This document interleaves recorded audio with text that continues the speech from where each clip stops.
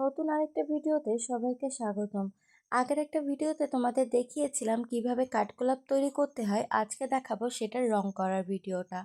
তো আমি কিভাবে রং করি, প্রথমে ক্লে জুয়েলারিটা যেটা বানাই সেটার উপর সাদা রঙের একটা কোটিং দিয়ে দিই।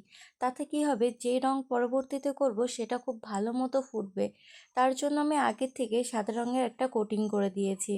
আর এটা যেহেতু কাঠগোলাপ করব, তার জন্য পাপড়িগুলোকে বেশি সাদা করতে হবে।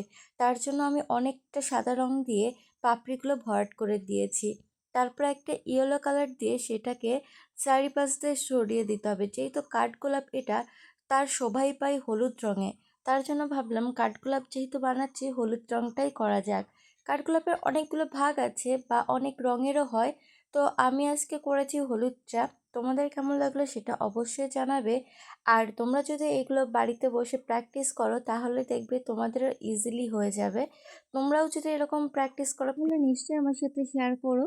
আর আজকের যেই ভিডিওতে আমি দেখাচ্ছি কাঠগোলাপ রং করা, এর পরবর্তী ভিডিওতে দেখাবো কিভাবে আমি টার্সেল অ্যাড করি। এর জন্য পরবর্তী ভিডিও তোমাদের দেখতে হবে।